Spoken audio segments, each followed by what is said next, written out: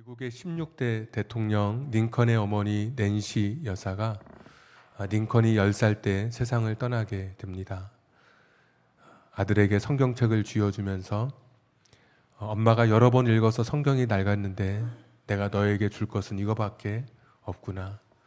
네가 하나님 말씀을 붙들고 잘 살기를 나는 너를 위해서 기도하다 이렇게 세상을 끝나게 될 거다. 그러면서 마지막 죽음의 순간을 맞이하게 됩니다.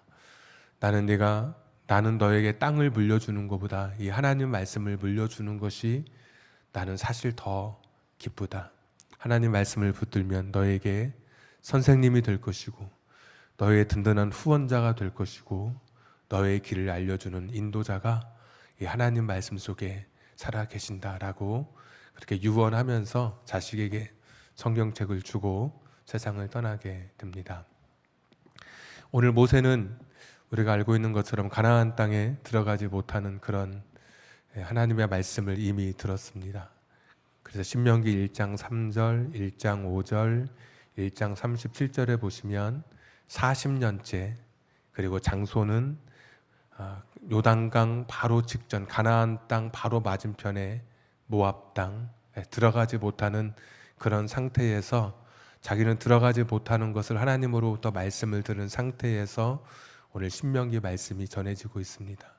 그러니까 40년 광야 생활했는데 마지막 끝까지 왔는데 모세는 들어가지 못하고 가나안 땅을 눈앞에 두고 그냥 그렇게 세상을 떠나야 하는 그런 모세, 꼭 링컨 대통령의 그 어머니 낸시처럼 이스라엘 백성들에게 마음을 다해서 나는 가나안 땅에 들어가지 못하지만 너희는 가나안 땅에 들어가서 어떻게 살아야 할지를 가르쳐 주시는 말씀이 신명기 말씀입니다. 그래서 가나안 땅에 들어가면 어떻게 살 것인가 10절에 보시면 그 땅은 애굽 땅처럼 살아서는 안 된다라고 말씀하고 있습니다.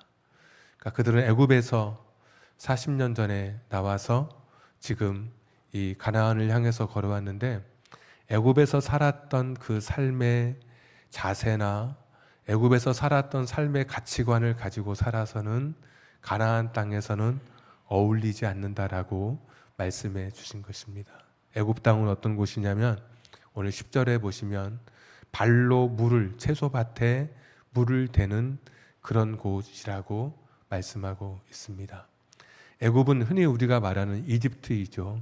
이집트는 땅 전체의 3%만이 농사를 짓게 됩니다. 그런데 그것도 하류 쪽에 상류에서 흘러내려온 에티오피아에서 흘러내려온 물이 그리고 봄 비가 내리고 겨울에 눈이 녹아서 흘러내린 상류의 물이 나중에 애굽에 오게 되면 하류 쪽의 물이 이제 넘치게 되죠. 홍수가 나게 되죠. 그러면 홍수가 나는 그 물이 범람했다가 나중에 다시 정상으로 돌아가게 될 때 그 넘쳐났던 그 물을 사람들이 가두어 놓습니다.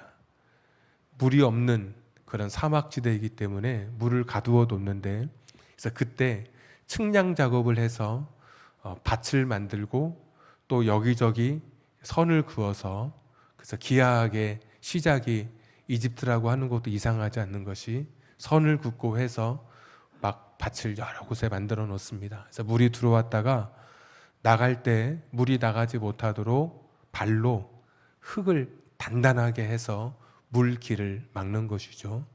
그래서 이쪽 밭에 물을 넣을 때는 또 막 발로 허물어서 그쪽 밭에 물을 대고 그 물이 다 차면 또 얼른 물이 나오지 못하도록 또 막아놓고 다른 밭에 물을 또 대고 그래서 발로 열심히 발을 돌려서 채소밭에 물을 대는 곳이 애굽 땅입니다.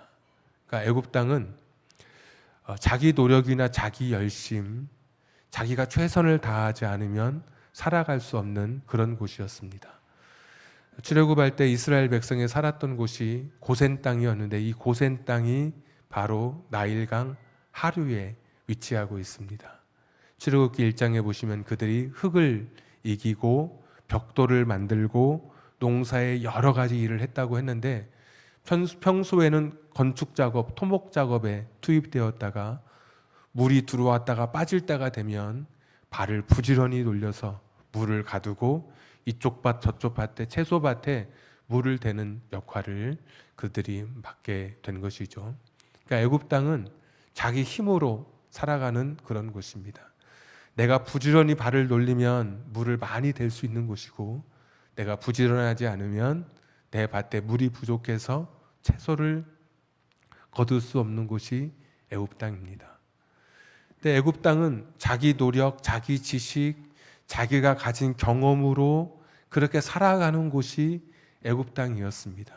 그러니까 열심히 일하면, 내가 최선을 다해서 노력하면, 내가 계획을 세우고 내가 쌓은 지식으로 내 인생을 펼쳐가면 내가 노력한 만큼 얻는다고 생각한 곳이 애굽 땅이었던 것이죠. 그래서 사람들은 신명기 8장 말씀 한번 보여주시면 이런 생각을 하고 살았습니다. 신명기 8장 17절 18절 말씀 시작. 그러나 네가 마음에 이르기를 내 능력과 내 손의 힘으로 내가 이 재물을 얻었다 말할 것이라. 내 하나님 여호와를 기억하라. 그가 네게 재물 얻을 능력을 주셨으므라. 이같이 하심은 내 조상들에게 맹세하신 언약을 오늘과 같이 이루려 하심이니라. 사람들이 내 능력과 내 손으로 내가 이 재물을 얻었다.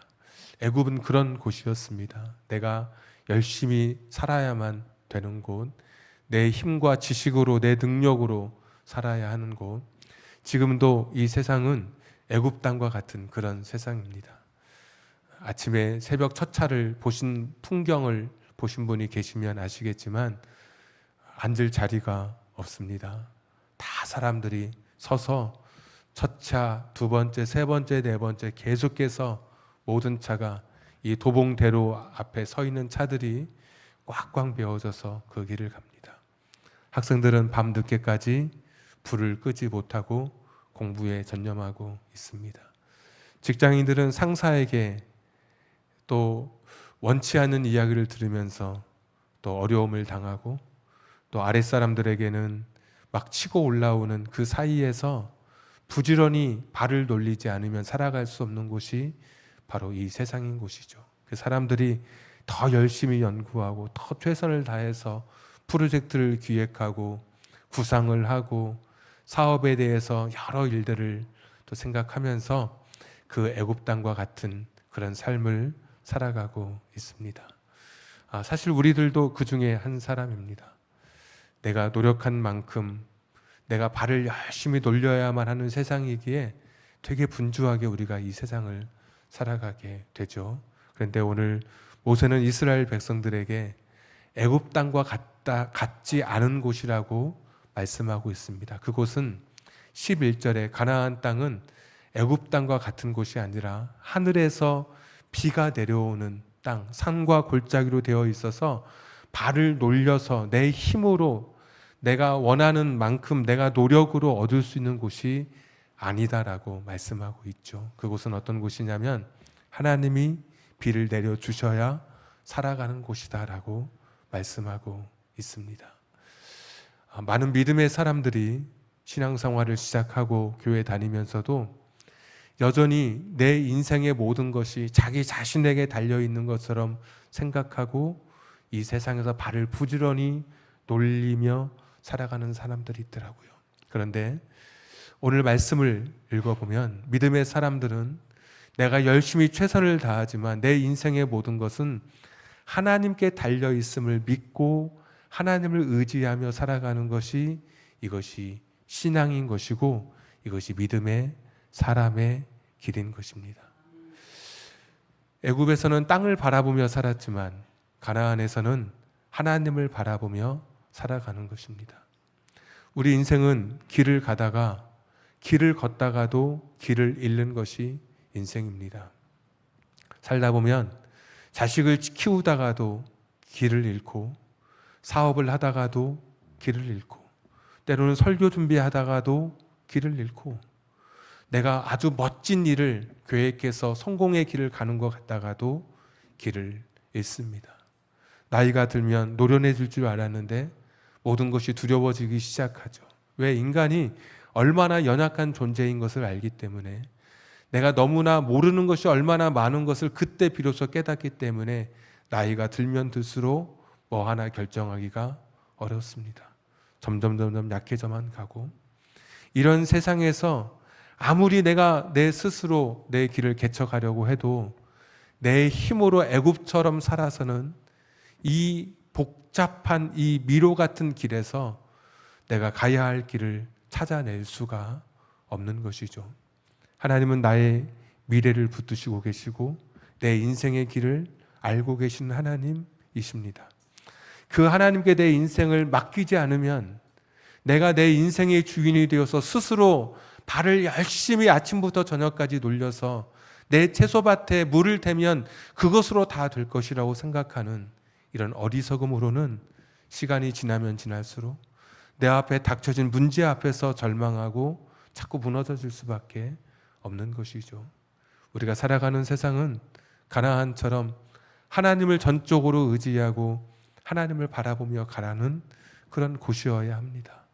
믿음의 사람은 내가 최선을 다하지만 여전히 하나님을 향해서 나의 시선을 고정하고 내 인생의 어려운 문제를 그분 앞에 내어놓고 기도하면서 그분 앞에 내 인생의 모든 문제를 아뢰면서 걸어가는 것이, 이게 믿음의 사람들이 걸어가야 하는 길인 것입니다. 많은 사람들이 여전히 자기 힘으로 자기 능력으로 문제를 해결해 보려고 합니다. 목사도 장로도 권사도 집사도 때로는 자기 힘으로 할 수 있을 것 같은 교만 속에 빠지기도 하고 때로는 우쭐하기도 하고, 그러나 여전히 인간의 연약함 앞에 우리는 무릎 꿇게 되는 것이죠. 천지를 지으신 그 하나님의 손에 붙들리지 않으면 우리 인생은 결코 아름다운 열매를 맺을 수 없게 될 것입니다. 이 길을 나 홀로 걸어갈 수 없는 길입니다. 그래서 오늘 말씀의 1절, 8절, 13절에 보시면 여호와 하나님의 말씀을 붙들라, 하나님 말씀대로 살라라고 계속해서 거듭거듭 말씀해 주고 있습니다. 여호와의 명령을 지켜 살면, 하나님 말씀 붙들고 살면 하나님이 너의 인생을 책임져 주실 것이다. 11장 이야기는 다 그런 이야기예요. 나중에 읽어보십시오. 1절, 8절, 13절. 동그라미가 하나씩 다 있는데 문단이 바뀔 때마다 여호와 하나님 명령을 지켜 살아라. 그 말씀 법도와 계명을 지켜 살면 하나님이 네 인생을 기필코 책임져 주실 것이다. 12절에 보시면 연초부터 연말까지 하나님의 눈이, 이 땅은 하나님이 돌보시는 땅인데 하나님의 눈이 항상 너희들 가운데 있을 것이라고 말씀해 주고 있습니다. 하나님을 사랑하는 자, 하나님을 의지하는 자, 하나님께 나아오는 자들 하나님이 보살피는데 연초부터 연말까지 하루도 빠짐없이 우리 인생을 돌보신다고 하는 것이죠. 이것은 단순히 수사적인 표현이 아니라 이 당시에 바벨론 신화나 또 이 당시에 이 가나안의 신화에 보면 신들의 이름이 나오는데 바벨론에서는 담무스라고 하는 신이 나옵니다. 예레미야 8장 14절에도 사람들이 그 신을 향해 절하고 경배하는 장면이 나오고, 또 이 가나안 땅의 신화에서는 풍요의 신 비의 신의 이름이 바알이었습니다. 근데 담무스도 그렇고 바알도 그렇고 이들이 지하 세계에 내려가는 때가 있다고 사람들은 그 당시에 믿고 있었습니다. 그래서 풍요, 비를 내려주는 신이 지하 세계에 내려가서 죽으면 그 몇 달 동안은 이 땅에 가뭄이 들고 풀이 마르고 사람들이 시들시들해진다고 생각해서 그들은 바알을 깨우기 위해서, 담무스를 깨우기 위해서 그 성전에서 자기들이 만든 신전에서 제사를 드리면서 신을 깨우는 그러한 작업에 몰두했던 것이죠. 그리고 인간의 노력에 의해서 그 신이 깨어나면 그때 비로소 이 땅에 비가 내린다고 생각했습니다. 그래서 그 몇 달 동안, 그 몇 달 동안은 이 땅에 신이 없어서 지하 세계에 있기 때문에 그 신을 깨우기 위해서 그들은 더 신전에서 제사를 드렸고, 죽은 신을 깨우기 위해서 그들은 더 열심히 그 신의 이름을 불렀던 것이죠. 하나님은 그 시대에 말씀하고 계십니다. 나는 죽는 신이 아니다라고 말씀하십니다. 나는 한 번도 부재하는 때가 없다고 말씀해 주십니다. 1년 365일 언제나 내가 너희를 돌본다고 말씀해 주고 있습니다. 그래서 시편 121편에도 하나님은 졸지도 아니하시고 주무시지도 아니하시면서 우리를 살피시는 하나님이십니다. 그런 하나님이 우리 가운데 계신데 여전히 많은 사람들이 내 힘과 내 노력과 내 능력으로 되는 줄 알고 이 세상을 살아가지만 그럴수록 우리의 불끈 쥐었던 손은 힘을 잃게 되고 우리의 단단했던 무릎은 연약해져 결국 땅에 꿇게 되는 것이죠. 하나님이 아니면 살아갈 수 없는데도 불구하고, 하나님 아니면 내 인생의 길을 제대로 걸어갈 수 없음에도 불구하고, 한 번도 부재하지 않으시고 내 인생을 살피신다고 항상 1년 365일 봄부터 겨울까지 항상 내 인생을 돌보신다고 말씀하시는 하나님이 계신데도 불구하고 수많은 사람들이 여전히 하나님을 악세사리로 취급하고 있는 것이죠. 내 인생의 취미생활처럼 내가 살아가는 내 삶에 필요할 때만 그 순간의 한 부분을 차지하는 존재로만 하나님을 여기고 있다는 것입니다. 오늘 모세는 이스라엘 백성들에게 나는 들어가지 못하지만 너희가 가나안 땅에 들어가면 거기는 애굽 땅처럼 살아가는 곳이 아니라고 말씀해 주시죠. 하나님을 바라보며 살아가는 곳이고 하나님은 너희를 떠나지 아니하시고 기필코 너희의 인생을 지켜주시리라고 말씀해 주고 있습니다. 어떤 분이 이렇게 이야기할 수도 있죠. 그런데 목사님 지금 너무 힘듭니다. 근데 목사님 지금 너무 눈물 납니다. 목사님 제가 다 제 속을 다 털어놓지 않아서 그렇지 제 가슴이 멍들어 있습니다. 너무 지칩니다. 너무 힘듭니다. 하나님을 의지한다고 하는데도 여전히 내 삶이 바뀌지 않습니다. 우리 14절 말씀 한번 화면도 보시고 또 성경책 찾으실 분들은 찾아보시고 우리 같이 한번 읽겠습니다. 여호와께서 너희의 땅에 이른 비 늦은 비를 적당한 때에 내리시리니 너희가 곡식과 포도주와 기름을 얻을 것이요. 하나님은 어떤 분이시냐면 이른 비와 늦은 비를 내리시는데 적당한 때에 그 비를 내려주시는 하나님이십니다. 우리는 내가 생각하는 그때가 가장 좋은 때라고 생각해서 이것이 지금 이루어지기를 원하는데 하나님은 나보다 더 나를 잘 아시는 하나님은 내가 가장 좋은 때, 내 인생에 가장 적합한 때에 하늘의 비를 열어 주십니다. 하나님은 그런 분이시죠. 우리가 자녀를 키울 때도 자녀가 무엇인가를 달라고 요구할 때 그냥 줄 때가 있지만 때로는 좀 미루거나 나중으로 그 아이의 마음을 달래면서 그것이 그 순간에 주는 것이 좋지 않기 때문에 우리가 그 아이에게 좀 더 시간을 두는 것처럼 내가 내 자식의 마음을 알고 내 자식의 상황을 알고 내 자식에게 어떤 때가 좋은 것을 알기에 나도 부모인 나도 내 자식의 시간에 맞추지 않고 내 자식에게 좋은 때 그 시간을 맞추는 것처럼 하나님께서도 적당한 때 가장 좋은 때 내 인생에 이른 비와 늦은 비를 내려주실 것입니다. 나는 늦다고 생각하는데 나는 부족하다고 나는 지금이라고 생각하는데 하나님은 조금 더 우리에게 인내를 요구하실 때가 있는 것이죠. 그래서 마가복음 6장 48절에 보시면 오병이어 이후에 예수님께서 산에 기도하러 가시고 제자들은 물결을 거슬러 노를 저으면서 괴롭게 노젓는 것을 예수님께서 보셨습니다. 그리고 밤 사경 새벽 3시부터 6시 그때 저녁에 떠났던 배가 약 12km 중간에 6km 머물러 서서 앞으로도 가지도 못하고 뒤로도 가지 못하는 바다의 전문가였던 베드로 수많은 사람들조차도 그 풍랑치는 바다에서 앞으로도 가지 못하고 뒤로 가지 못하는 그 괴로운 것을 예수님께서는 이미 다 보고 계셨다가 밤 사경 가장 필요했던 그 순간에 하나님이 생각했던 가장 정확한 온타임 그 정각에 그때 제자들에게 찾아오셔서 두려워하던 제자들에게 내니 두려워하지 말라 했더니 배가 순식간에 목적지에 도착하게 되는 기적이 펼쳐지게 된 것입니다. 하나님은 우리 인생을 그렇게 인도해 가실 것입니다. 가나안 땅에 살아가는 것처럼 하나님을 의지하고 하나님을 전적으로 신뢰하고 내 인생의 문제를 아뢰는 그 사람을 그냥 홀로 두지 아니하시고 정확한 하나님의 시간에 이른 비와 늦은 비로 우리 인생을 흡족하게 채워주실 것입니다. 우리의 자녀의 길을 열어주실 것입니다. 우리 가정에 어려웠던 문제 가운데 폭포수 같은 하늘 은혜가 임하게 될 것입니다. 영국의 구약학자 크리스토퍼 라이트는 이런 이야기를 했습니다. 우리가 구원받았다고 하는 것은 우리를 하나님께서 천국 갈 인생으로 선택한 것이 그것이 전부가 아니라 우리가 구원받았다고 하는 것, 내가 하나님의 자녀가 되었다고 하는 것은 내가 하나님이 돌보시는 인생이 되었다라는 것을 의미한다라고 이야기했습니다. 오늘 하나님께서는 이스라엘 백성에게 가나안 땅을 주신 것이 아니라 단순히 땅을 주신 것이 아니라 12절에도 보시면 돌보시는 땅을 주셨다라고 말씀하고 있습니다. 내가 하나님 믿으면 나는 이제 죽어서 천국 가는 인생이 되었구나.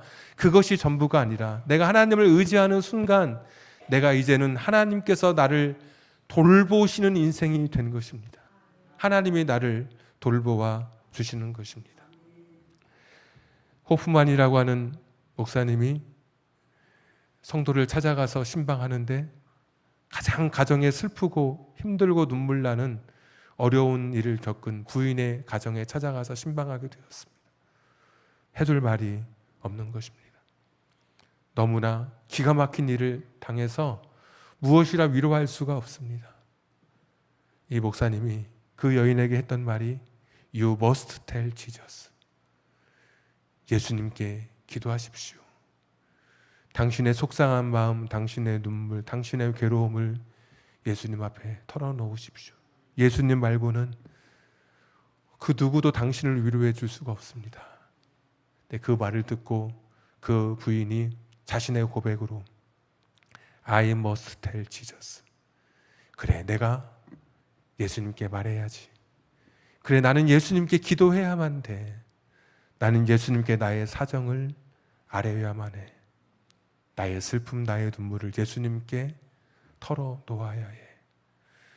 호프만 목사님이 그 신방을 마치고 집으로 돌아오는데 그 여인의 그 이야기가 계속 맴도는 거예요. I must tell Jesus. 나는 예수님께 말해야만 해. 고백해야만 해. 그리고 그 자리에 앉아서 시를 쓰기 시작했습니다. 그 시가 우리나라 찬송가 337장에 기록되어 있습니다. 우리 찬송 부르고 하나님께 내 인생을 맡기는 그런 기도로 하나님 앞에 나아가기를 원합니다. 찬송가 337장입니다.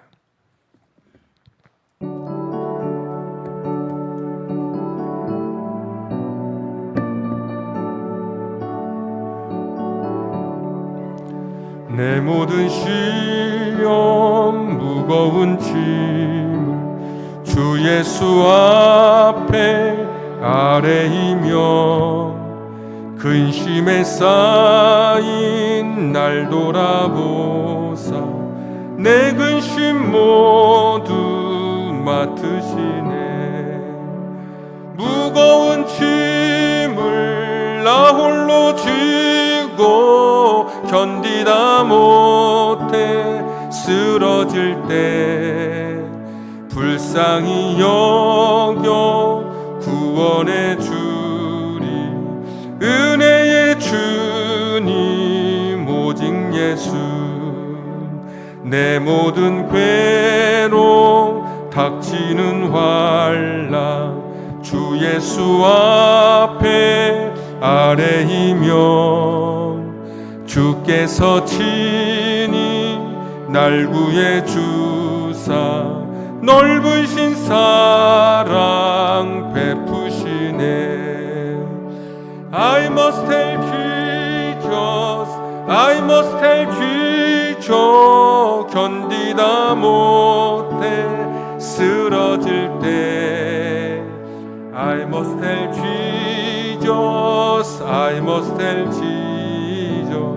은혜의 주님 오직 예수. 내 짐이 점점 무거워질 때 주 예수 앞에 아뢰이며 주께서 친히 날 구해 주사 내 대신 짐을 져주시네. 무거운 짐을 나 홀로 지고 견디다 못해 쓰러질 때 불쌍히 여겨 구원해 주리. 은혜의 주님 오직 예수. 마음에 쉬어 무서운 죄를 주 예수 앞에 I must tell Jesus. 예수는 나의 능력이 되사 세상을 이기 힘주시네. 무거운 짐을 나 홀로 지고 견디다 못해 쓰러질 때 불쌍히 여겨 구원해 주리. 은혜의 주님 오직 예수.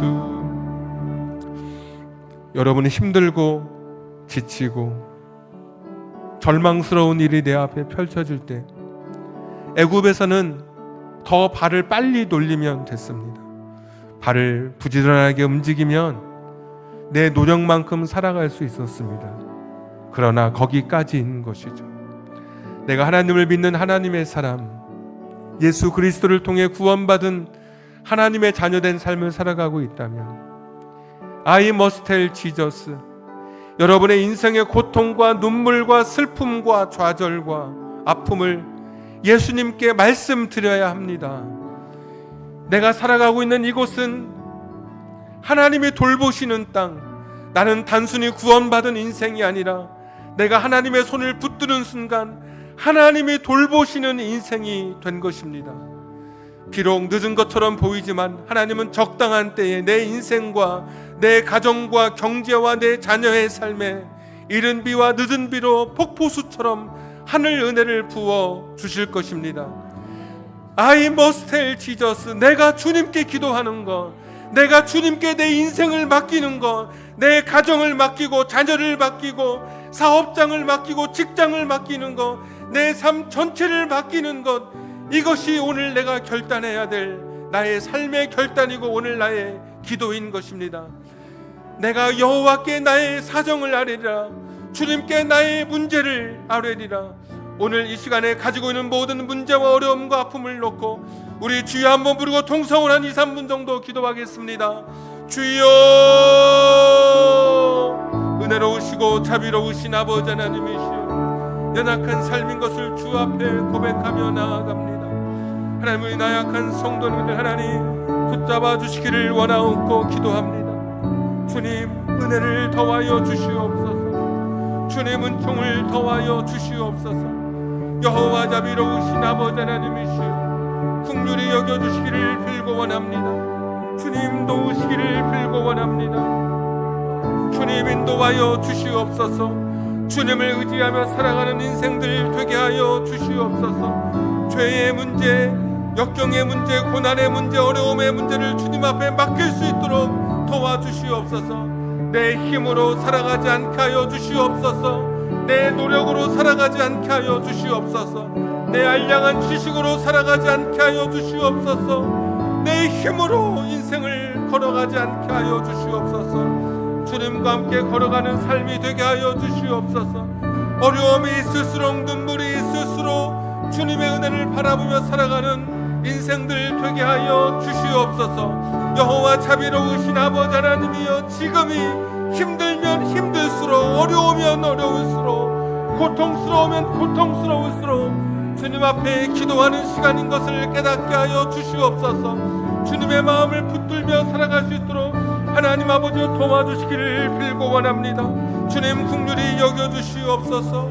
무거운 짐을 나 홀로 지고 견디다 못해 쓰러질 때 불쌍히 불쌍히 여겨 구원해 주리.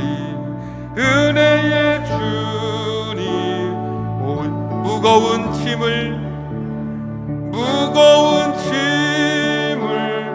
나 홀로 지고 견디다 못해 쓰러질 때 불쌍히 여겨 구원해 주리.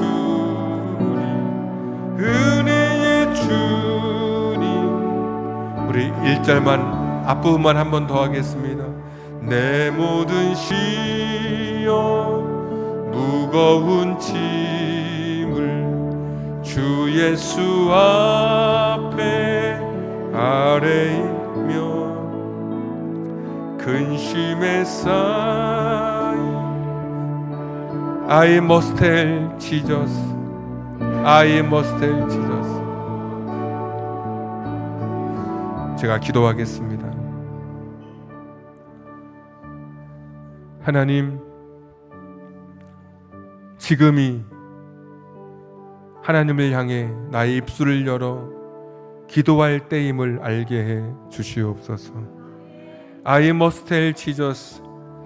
예수님께 나의 고통의 문제, 역경과 어려움의 문제, 슬픔, 아픔, 지나온 과거의 절망, 실패, 다시 쓰고 싶은 내 인생의 모든 이야기들을 주님 앞에 털어놓는 우리들의 삶이 되게 해 주시옵소서. 그동안 내 힘으로 내 발을 부지런하게 돌리며 여기까지 왔지만 내 계획과 내 방법과 내 지식과 경험이 통하지 않았던 오늘 우리의 삶인 것을 고백합니다. 하나님을 믿으면서도 애굽처럼 살지 않게 하시고 가나안에서 가나안 사람답게 가나안에 들어와 정착하는 하나님의 백성답게 하나님을 의지하며 살아갈 수 있는 우리 인생들 되게 해 주옵소서. 한 번도 내 인생 속에 하나님 부재의 때가 없었음을 오늘 말씀을 통해 또 한 번 깨닫습니다. 연초부터 연말까지 항상 하나님의 눈이 내 위에 있었음을 오늘도 고백하며 나아갑니다. 적당한 때 이른 비와 늦은 비의 복으로 내 인생을 홍수처럼, 내 인생을 폭포수처럼 채워주시는 하나님을 기대하면서 오늘도 어려운 일들 주 앞에 기도하며 가는 우리들 되게 해 주시옵소서.